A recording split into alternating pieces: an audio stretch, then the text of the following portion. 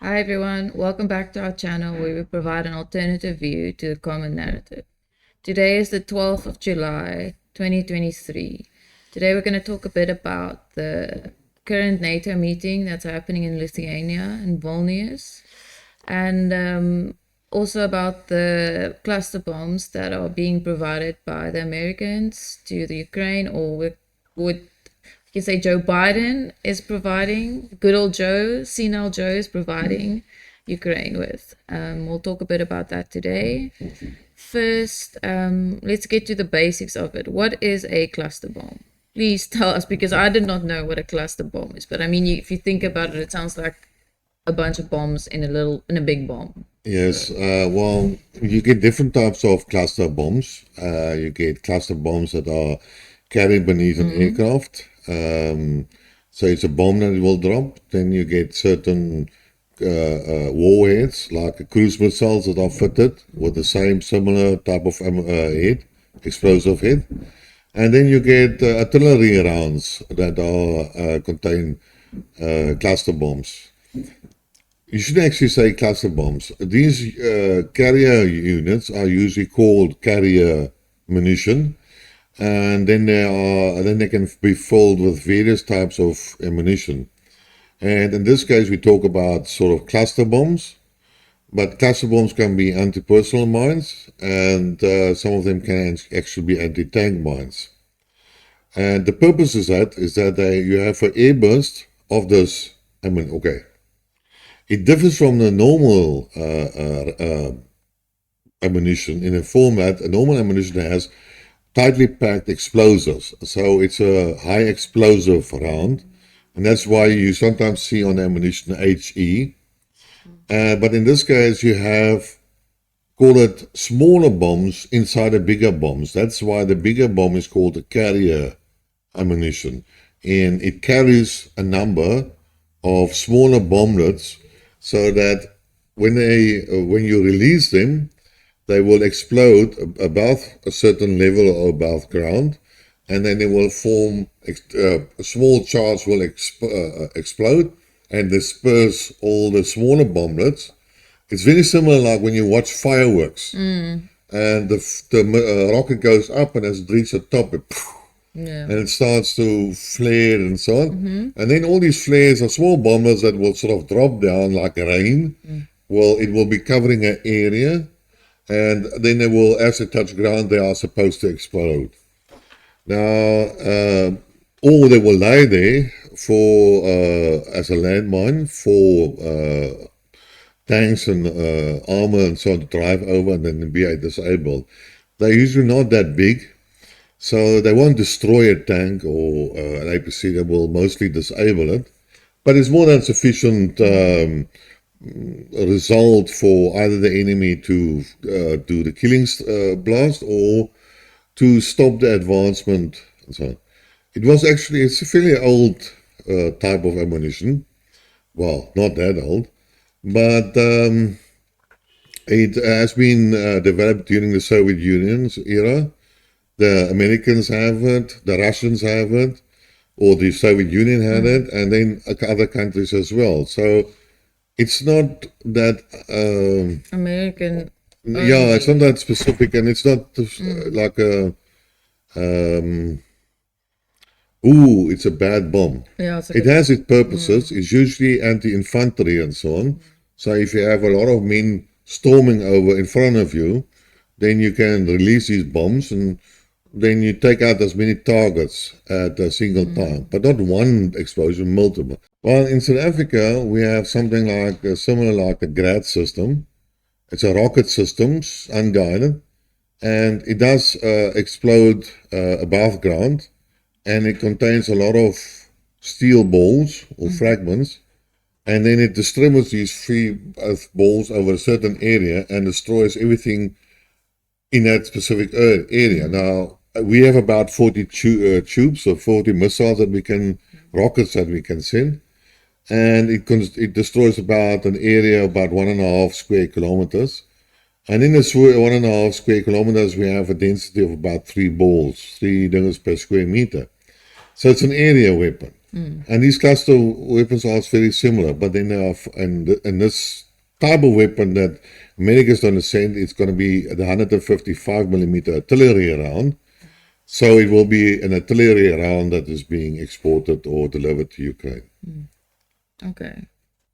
So why is everyone making such a big deal? It almost sounds like it creates the same feeling when people say, oh, well, there's nuclear power, there's nuclear bombs being potentially dropped. It makes you scared, it makes you shocked. So why are these cluster bombs creating the same sense of fear? Well, the problem with these is that civilians, these weapons don't explode always. They don't have 100% explosion rate or activation rate. So in the old ammunition, that's the old ammunition that Joe Biden is going to send. And we should stop talking about Joe Biden making these decisions, Joe Biden is a senile old man. He probably doesn't even know what he's talking. So somebody else has decided in the administration to send these ammunition to Ukraine. Yeah. So we should stop talking about old Joe, It's not appropriate to say the deep state or blame everything on Joe Biden. Yeah.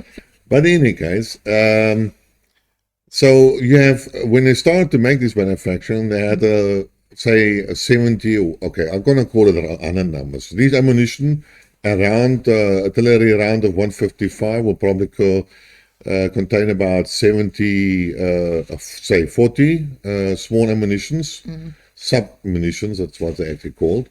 And then, but if you look at bombs dropped by aircraft, they can go up to 100 and more. But let's talk about, just for the uninformed, let's talk about the round number, and we can say 100. Now, the old systems, about 10%. That means 10 bombs, sub-munitions, from all of these 100 bombs didn't explode. And then they lie in the ground. Because they are small, they are hidden. I know specifically the Americans dropped in Afghanistan. And then they were like brightly colored. Well, it's good to be brightly colored, to be seen. But these children thought, hey, that's a nice thing, and pick it up, and then they blow their arms off. And that is the bombs still lie there while the fighting has moved on. So nobody cares about what's happened. So it's a lot of unexploded ordnance remaining in the field or the soil or bushes or forest or whatever. And it will remain there long after the soldiers have moved on to another battlefield. And that's when the civilians come, and that's when the civilians sort of touch it or accidentally walk over it and get maimed. So now, nobody wants to harm civilians. That is the whole purpose. So it's polluting the environment way after. Okay, so that's quite sad. Okay. But it's not so big effort. The problem is that the Russians have it. Now, I'm not sure whether they have used it in Ukrainian war, but I know that the Ukrainians, who have old Soviet era type of weapons, did fire it on Donetsk city. Oh, yeah, civilians. And there were some civilians killed and maimed by them, depending on the size. Usually it doesn't kill, it maims. And if it maims, it puts a hell of a load on the population and on the health systems and on the company. So it's actually a very cruel way of doing things. Now, if a soldier is maimed, that is called an acceptable loss. But if it's a civilian, then it's not an acceptable loss. And that's where the problem lies. But it's not a big, there shouldn't be such a big hoo-ha made about it, because some people use it, and it is a military weapon.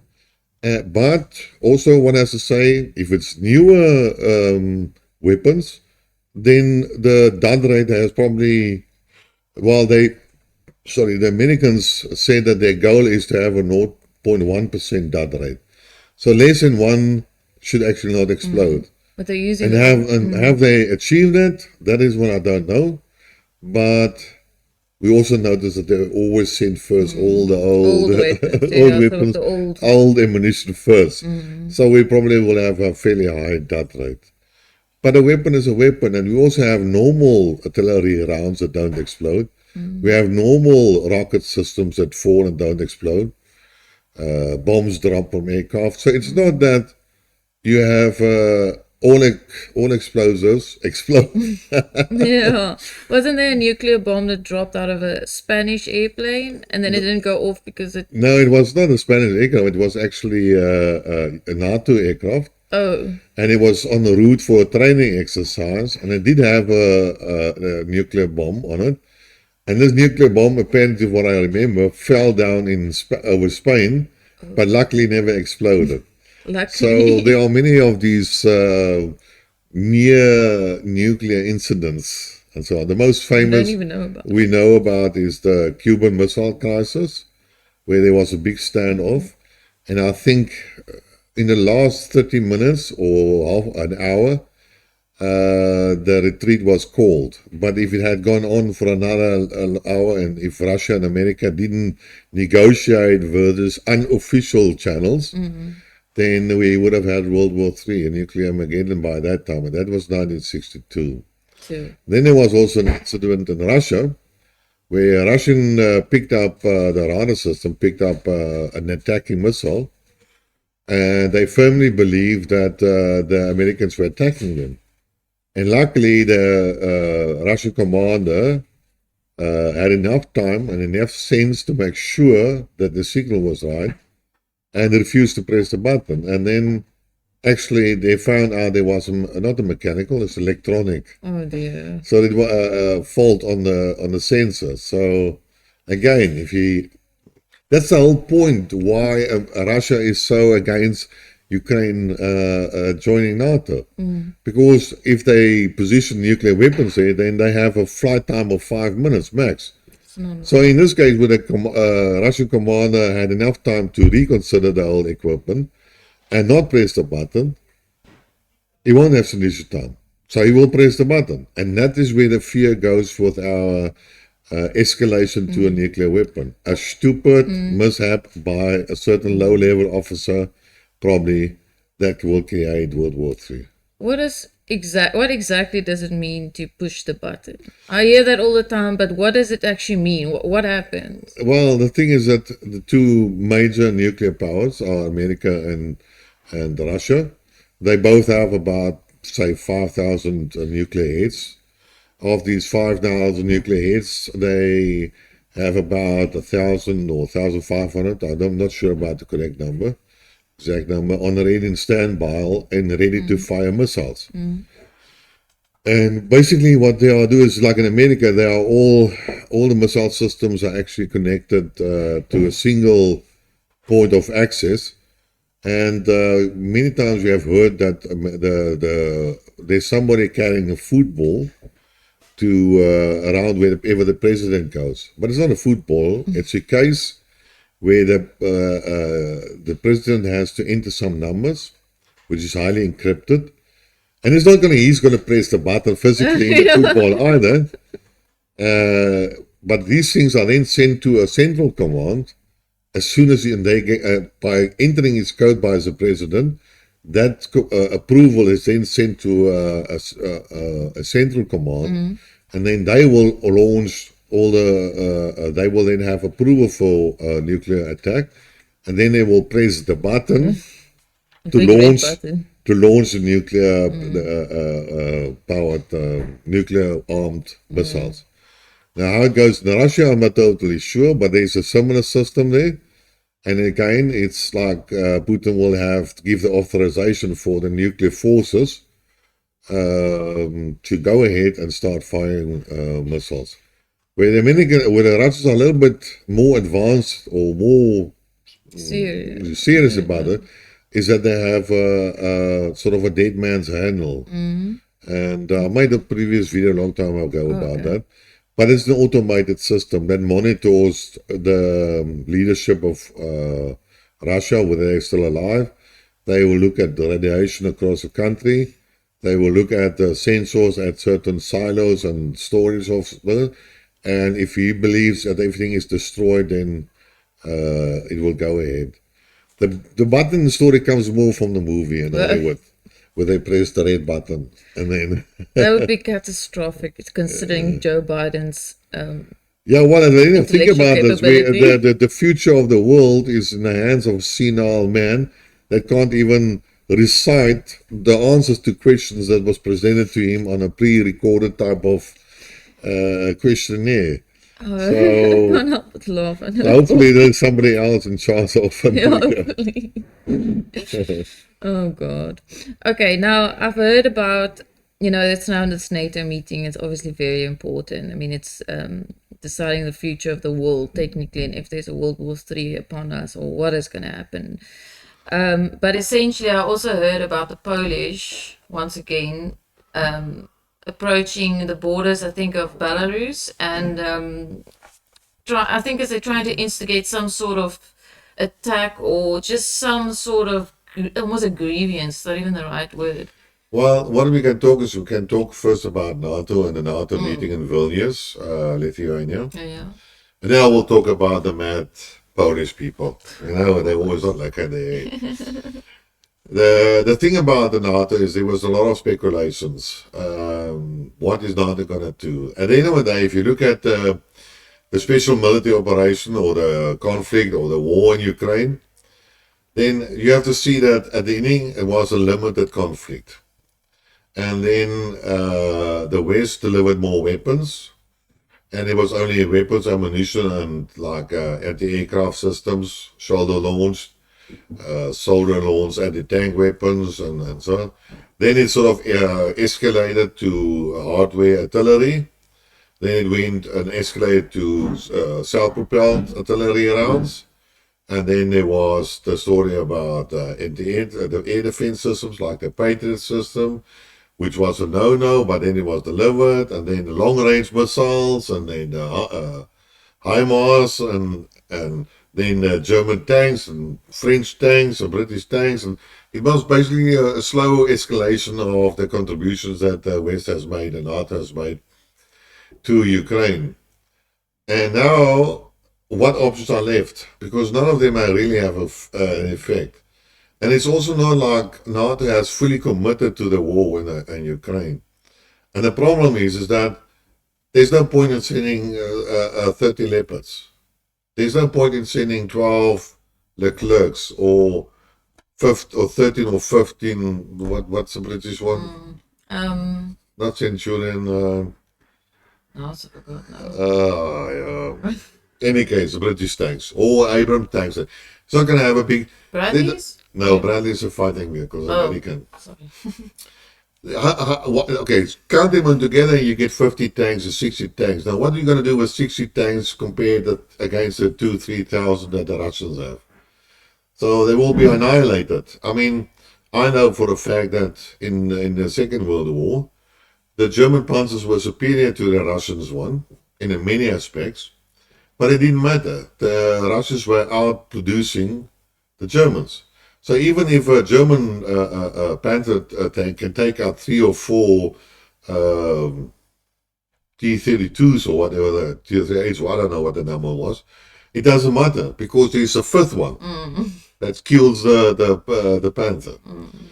And this is the same principle here. You don't have, these tanks are not miracle vehicles. They are a piece of steel. I mean, the Germans are sort of, the world is now disgusted about the Leopard, German Leopard, and its poor performance in the battle. But at the end of the day, you know, Russia has T-90s, which are advanced tanks, and then it has the Armata. Now, I don't know about the Armata, but I'm sure that there are T-90s having been destroyed. So if a T-90 is destroyed, then you might as well expect a Leopard to be destroyed. I mean, there's anti-armor weapons. And I saw some article that says that 50% of all the armor, including tanks, destroyed in the current war was by artillery. Not by tank on tank or tank versus anti-tank weapons, by pure artillery. So a tank will burn. If you hit it, it will burn. If you... So there's no miracle. You can bring the Abrams tanks. It doesn't matter. Some of them will burn. So numbers are more important than competence, essentially. No, you need technology, but technology is limited. It's like you want to see the F-16s? Yeah, okay, send the F-16s. It will shoot down 1 or 2 maybe Su-25 or 24s and so on, which are not fighter, more bombers. But if SU-32 comes or so on, then who sees one first will shoot first, and the other one will die, and the other one will survive. That's basically how it goes. It's not that complex. No, a missile is a missile. Yeah. And then it depends on the missile and not on the aircraft anymore. So how advanced and what distance can... But we are digressing. We are talking about... Okay. The point here is that NATO has to do something. And what is it going to do? Because it has already escalated, and it's escalating. It's failed, yeah. And it's now more or less 1 year into the war. And yes, NATO industries has sort of poked the military-industrial complex to push up production, but they haven't changed to a full wartime production, where the Russians have gone, and now they can produce, Kinshal missiles on demand. How much do you want? And then they can supply it, the Russians. So the Russians have mobilized the military-industrial complex into full production, as if there's a war. They have no shortage of artillery ammunition. They have no shortage of tanks. They have no shortage of anything, even when they are destroyed. And that is what Putin in any case promised. Whatever the military needs and wants, it will get. Now, on the other side, the similar event hasn't happened in the West. None of them have really committed to a war crime. So what can they really offer Ukraine? Not much, except if they prolong it. So this is one thing about the whole matter. The second one is that, Zelensky cries and shouts and accuses the West that Ukraine must become a member of NATO, but NATO doesn't really want him to enjoy because he's in a state of war with Russia. Have to get involved. And if he's immediately surrounded or incorporated into NATO, then it means effectively NATO is at war with Russia, because then they have to immediately physically support and enter the war in support of Ukraine, and that's not going to happen. And neither of the big countries have said that they will do it. Germany and France said no. America said no. And but they are now trying to give them security guarantees. And it seems to me that the form of their security guarantees is going to be similar to Israel, but not really. Because the amount of weapons and so on that they will require to continue the war is much more than for Israel. But it will basically boil down to the supply of ammunition and military equipment to Ukraine, and that will continue, similar to what they have done, and that is basically where it will stop. But then there was an article about Zelensky, typical in his manner, brass manner, and he was accusing and demanding and shaming people that didn't want to listen to him, and he was actually trying to shame the Western leaders to a point where I saw an article about Rand Paul, who said, but Zelensky is taking it a little bit too far, and then he shouldn't take a gifted horse, look a gifted horse in the mouth. He's crossing the line, but it's typical Zelensky. I can understand him. I mean, just remember, there was a peace agreement in March last year, or May, and Zelensky wanted to sign it. And then the West said no. And then probably there were a lot of stuff promised to Zelensky. And I believe at that stage, Zelensky understood that this war is now a Western war, and that Western will supply all the weapons and all the ammunition, and that is what they would do, and he will provide the fight. That's why they committed to, with Russia anyways. I mean, if they didn't, they wouldn't have. Precisely. But now, So he expected to the West to adhere to the promises of May last year, but it always has to beg for weapons. And so I can understand his position. And the West is slow in supplying it. And no, it's going to take 6 months. No, you can't get F-16 now. It's going to take a year to train. It's all these excuses. And then the West even send their junk to them and then expect the Ukrainians to win a war against a superior number forces. That's not going to happen. It's a type of a ridiculous story. So Zelensky might as well wake up and go over to peace agreement because nothing's going to be achieved. Is there a possibility for him to make peace with Russia and go against the Western NATO? Are there any implications for that option? Because that, in my thing, for him to go on a peace mission against the NATO there's nothing stopping him. It's not that the West hold him to counter that or has a hold on him on that, but Zelensky stupidly wrote the whole thing into the constitution of Ukraine. So now it's part of the constitution that he will not talk to Russia and he has to recover the province that Russia has took, which is impossible because it's now Russian territory. So again, it's David versus Goliath. So what is David going to do? Goliath says, no, you're not taking back the Donbass.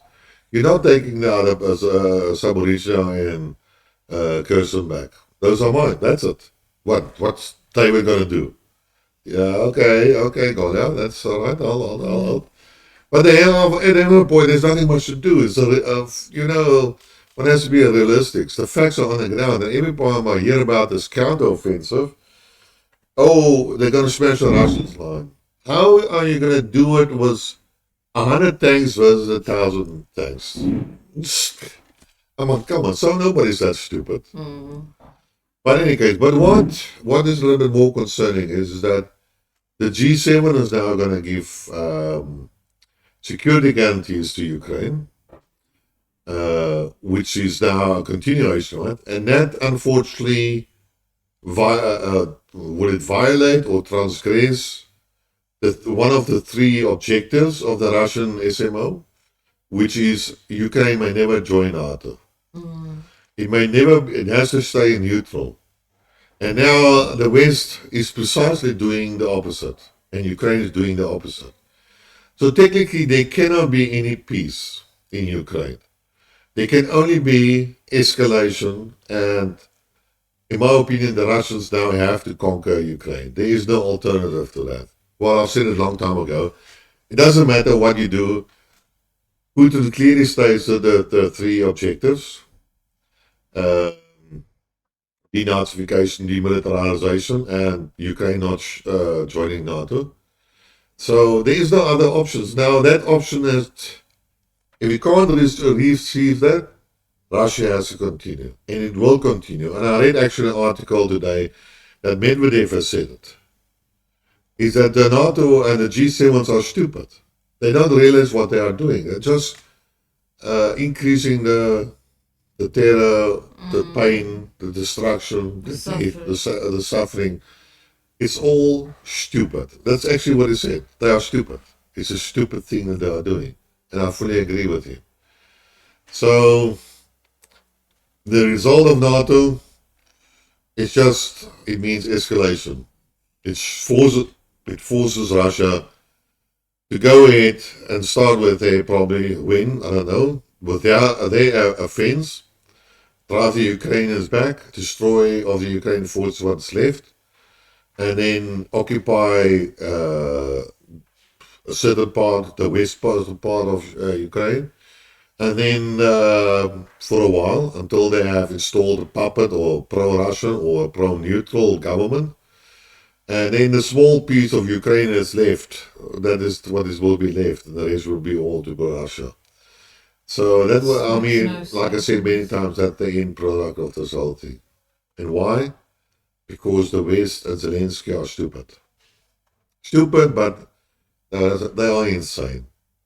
They are emotionally driven instead of being realistic and accepting their fact and their fate. It's not their lives. So no, it's not their lives. Yeah. That's horrible. And the Polish? Oh yeah, when the Polish comes, well, we are Germans, are we not? Yeah. Well. And the general narrative is that the Polish people had cross-border raids into Germany. Was one of the things. They did other things as well. But in any case, Hitler warned him, and then the Polish didn't want to stop with their raid, and then Germany decided to attack Poland, and that's it. The other narrative is that is actually a false flag operation, and that Germany needed an excuse to invade Poland. But that's bullshit in my opinion. But that's not the point. We are not talking about the Second World War.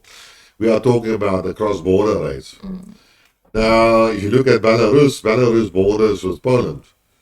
And Poland has now sort of boasted that they have 175,000 strong military created, lots of volunteers and so on.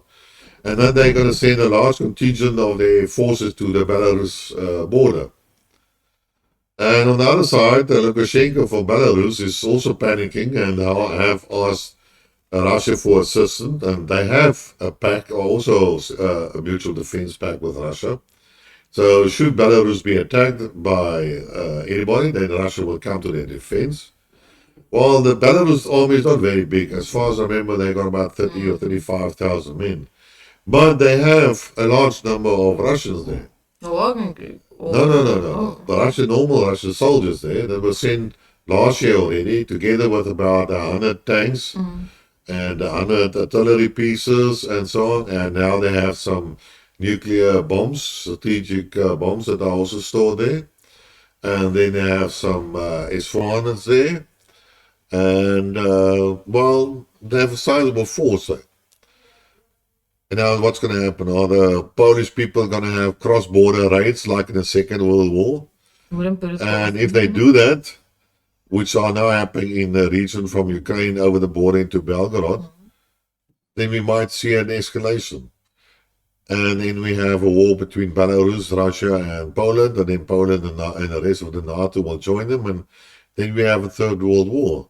But the point here is not the question of always the leaders making the decisions. It's not to say that the president of Poland is going to commit himself to a military action into Belarus or specify cross-border raids. You can have a simple lieutenant there or captain there that has about 30 men there, and he's a fanatic, and he decides, bugger that, we're going to go kill some Belarusians in their own city. Crosses the border, kills a number of civilians, and falls back, and then Lukashenko decides that's it.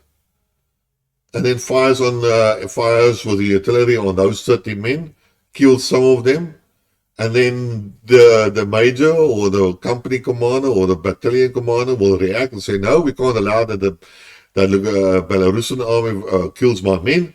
We're going to fire back, and suddenly there's an escalation. That's a snowball and it rolls down a hill and can't be stopped. And then we have a Third World War. That's the whole problem. The trigger event by unknown people, and they don't have to be the leaders. Usually these things are not started by leaders. These things are started by and escalated by small people. People that are fanatics. So don't think about it like that. You always think it's the one country. It's like Joe Biden against Putin. Who decides to press the button? No, it's not that. It's they are forced into a position where they cannot get out. So NATO will be forced into a position. And, Zelensky has tried it many times to do that. Especially now, his threats to blow up or his so-called Russian sabotage of Zaporizhzhia nuclear power plant while he's doing it. That type of escalations and so on. But, it just yesterday and today, so they probably will make a statement today on what they achieved, but it will be more or less what I said. And it won't change anything in Ukraine. It will actually escalate it. It will force the Russians. And the Russians have been waiting and holding back to see if the NATO and the West will wake up. Yes, there are some problems, economic problems and so on, and some riots or protest action in Germany and France. Not France for whatever happens last time, I mean anti-Ukraine, anti-war. Some people in Poland as well. I mean, I read an article that more than half of them is against Ukraine joining NATO. And another 40% pro, and then 20% or something like that was inside it. But, so the people are a little bit waking up. But whether it's enough to stop their politicians, because the Germans are not happy with the government. The current parties have lost a lot of support and so on. But what does it matter? The coalition is still going to be in command for the next 3 years. And in that 3 years, a lot of damage can be done. So, nothing has changed. It's going to get worse. Anyways, that brings us to the end of today's video. Thank you for joining us. And as always, please like, subscribe, and tell your friends. It goes a long way. And yeah, we'll see you next time. Till then, goodbye. Thanks for listening and watching. Hopefully you enjoyed it. And like I said, please spread the word. Leave a comment. That's even more important. We love the comments. So until next time, cheers. Bye.